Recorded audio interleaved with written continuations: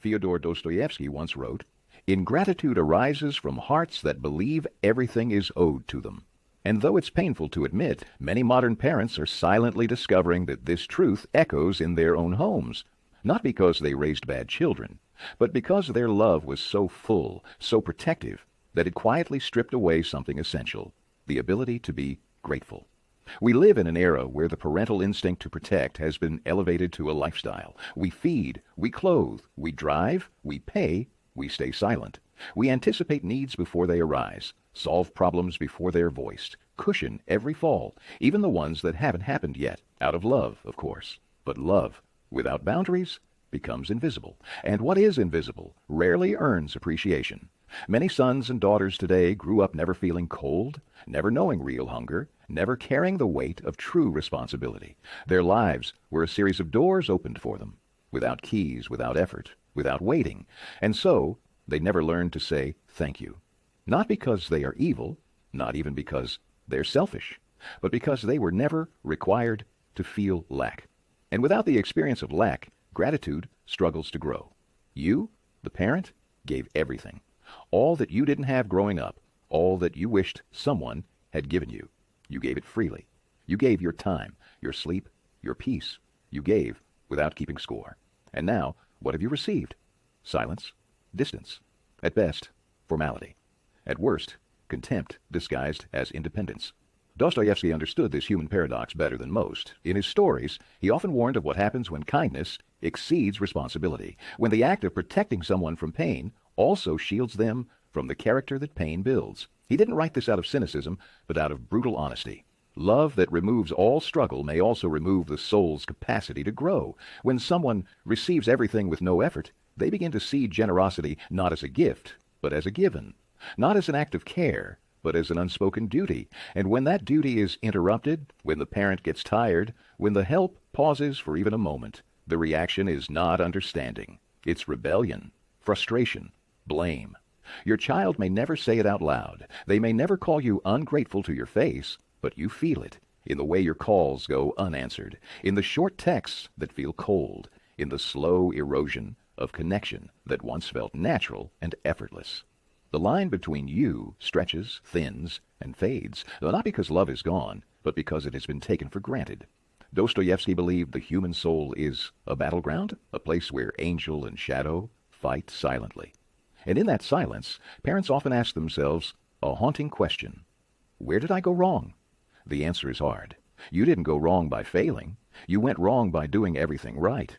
By loving too much, you may have unintentionally stolen the very thing your child needed most, the opportunity to build themselves, the hunger that teaches gratitude, the failure that breeds resilience, the cold that makes warmth feel like a blessing. What many parents feel today is not just rejection, it's a deeper pain. The pain of looking back and realizing that, in trying to prevent your child from suffering, you may have accidentally prevented them from becoming. You sacrificed everything to create comfort.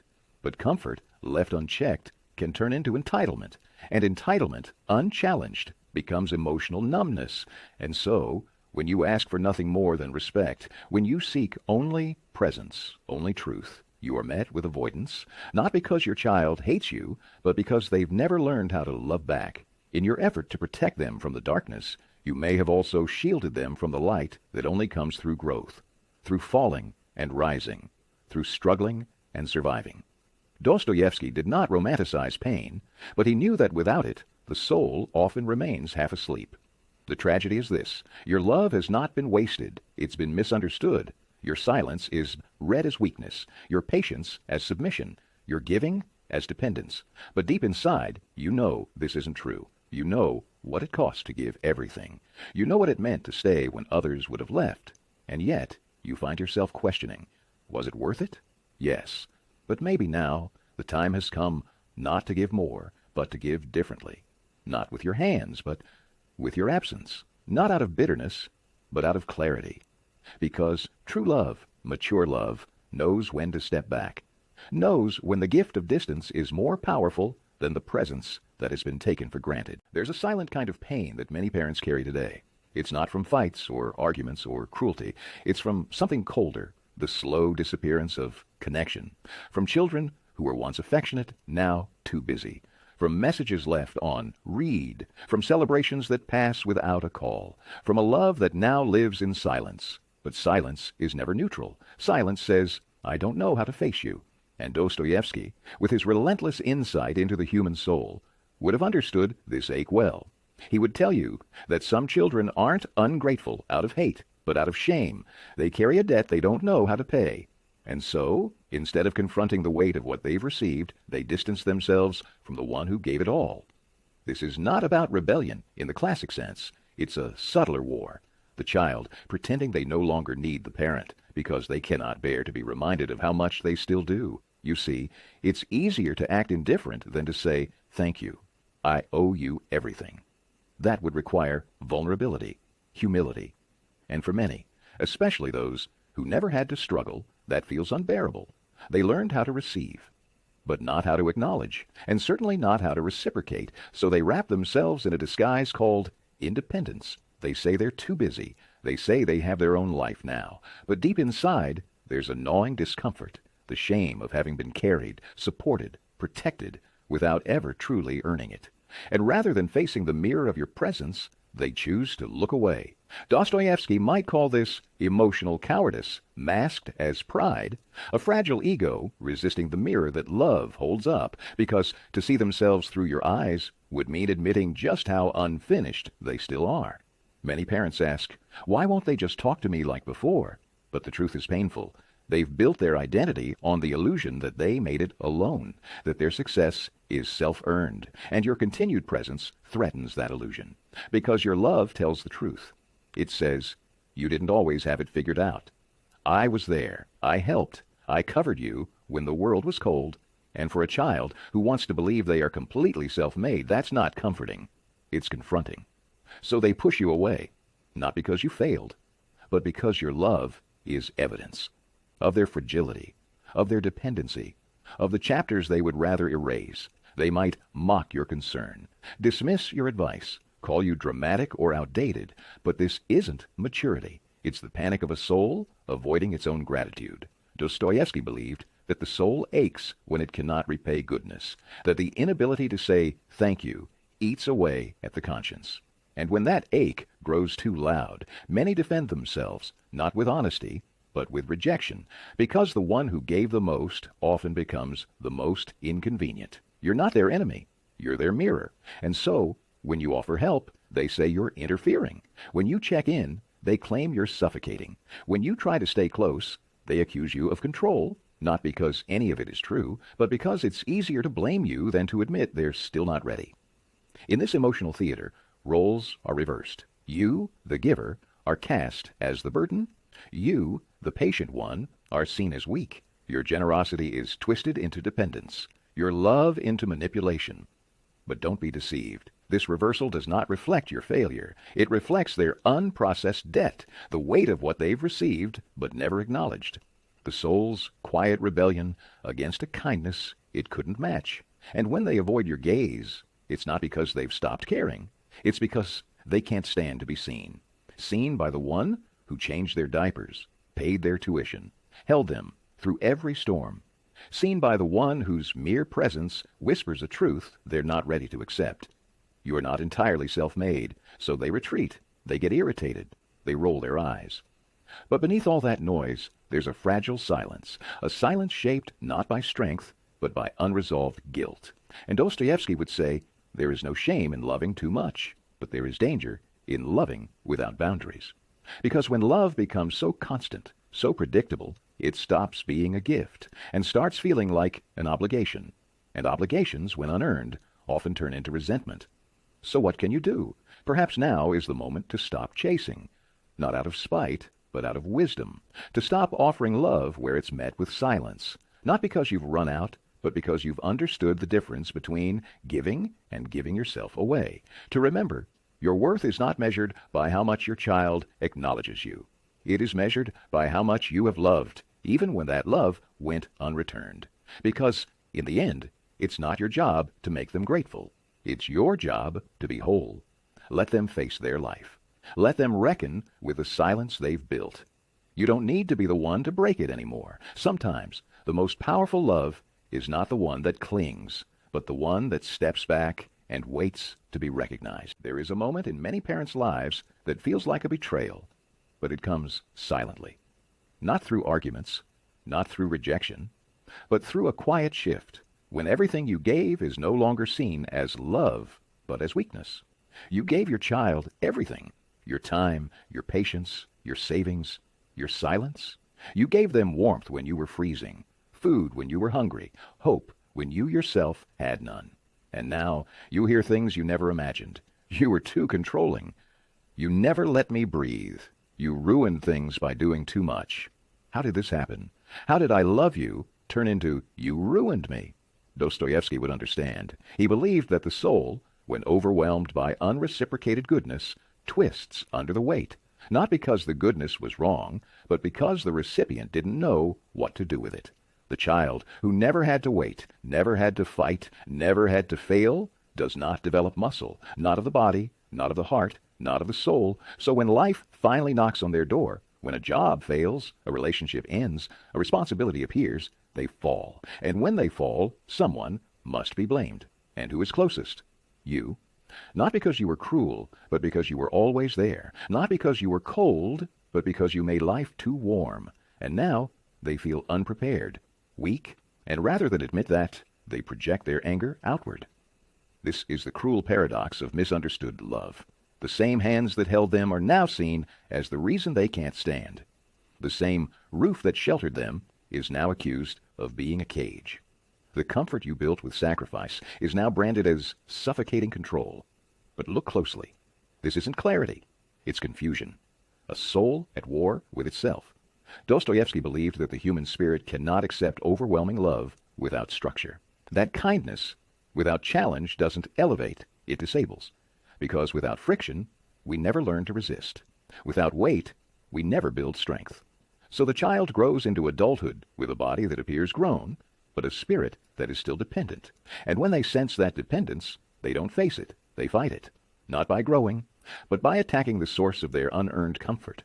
They call you overbearing, because it's easier than admitting they're still afraid. They accuse you of interfering, because it's less painful than asking for help. They label your love as manipulation, because they cannot bear to admit they still need it. This is how the parent becomes the villain, not through action, but through overpresence, through an identity so wrapped in giving that the child never had to take responsibility. And now that responsibility hurts, so they push you out. And you, heartbroken, begin to wonder, should I have loved less? Should I have let them suffer more? Was I wrong to give everything? No, you were not wrong to love. You were wrong to believe that love alone was enough. True love does not only give, it teaches limits. It says, I will help you, but I will also step aside. It says, I am here, but I won't walk for you. It says, you must fall and rise on your own, because if love always lifts, the other never learns to stand. And if love always answers, the other never learns to ask. Now, you find yourself in a role you never chose, seen not as the pillar, but as the problem, treated not as the foundation, but as the obstacle. But that is not your truth. That is their fragility trying to find its footing, their shame wearing the mask of resentment, their immaturity turning protection into blame. You are not the villain. You are the reflection they cannot face. Dostoyevsky believed that when love becomes too persistent, it risks becoming humiliating, not to the giver, but to the one who can't give back. And when people feel humiliated, they defend themselves, not with grace, but with cruelty. So what can you do? Stop offering where it is no longer received. Stop knocking on a door that no longer opens, not because you are angry, but because you are dignified. Begin the strategic retreat. Not absence from love, but absence from proving it again and again. You've already proven it. It's written in your sacrifices, in your sleepless nights, in the years you've spent being everything they needed. You don't need to keep reminding anyone of what you've done. The time has come to show them what strength looks like. A parent who no longer begs to be needed. A parent who no longer fears being misunderstood. A parent who stands tall in quiet truth, not with resentment, not with revenge, but with grace, because the strongest kind of love is the one that can step back without collapsing, the one that can let go without bitterness, the one that says, I have done all I could, I will now protect myself. Many parents believe that to love is to stay, to always be available, to always help, to always say yes. They fear that stepping back means abandoning, that stopping means failing, that saying no more is equal to saying I no longer care. But Dostoyevsky would offer a different wisdom. Sometimes the most powerful act of love is to retreat, not with rage, but with quiet understanding. Because when your hand is always outstretched and always slapped away, continuing to offer it doesn't mean strength. It means forgetting yourself. You are not just a parent. You are a person, a story, a soul that also deserves peace, recognition, and rest.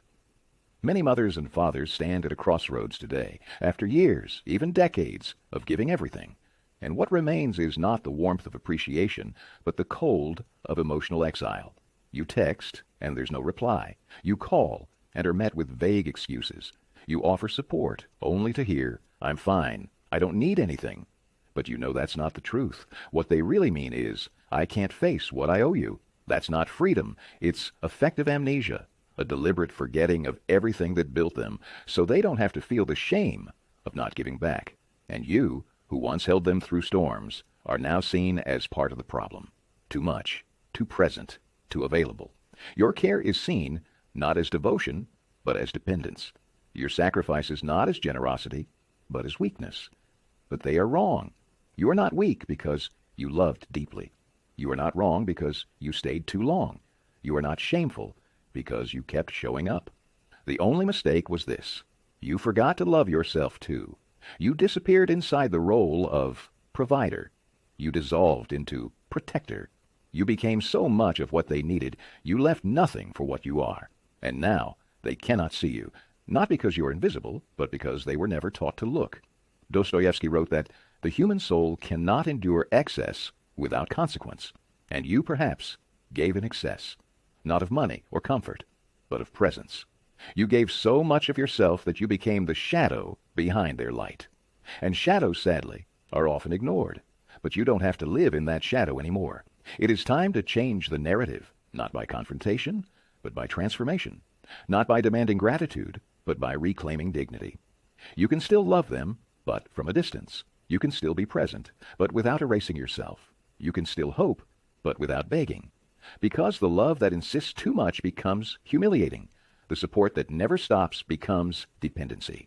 And the parent who never says enough becomes the one who is never truly seen. You deserve to be seen. You deserve to be whole. So stop waiting for the phone to ring. Stop checking your messages for words that may never come. Stop hoping that one day they'll understand everything you've done. Maybe they won't. Maybe they'll never say thank you. Maybe they'll never see the tears, the exhaustion, the quiet nights of worry.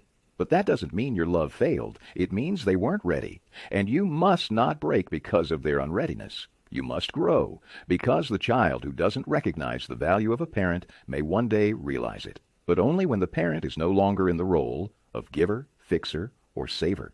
Only when you've stepped back and said, I will no longer be your solution. I will be your mirror. A mirror of boundaries. A mirror of maturity. A mirror of calm silence. Dostoyevsky believed that true transformation only comes through pain faced with awareness.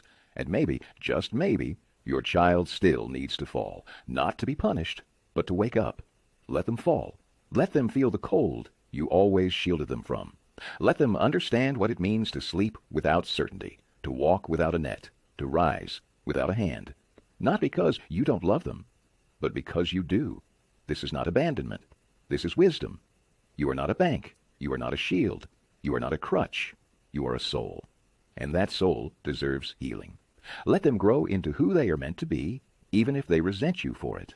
Let them hate you for the silence, if that silence is what finally teaches them to listen. Let them feel your absence, if that absence is what finally reveals your worth. One day, maybe, they will return. Maybe not. But when they do, let them find you not broken, not begging, but whole. Because the greatest legacy a parent can leave is not unending presence.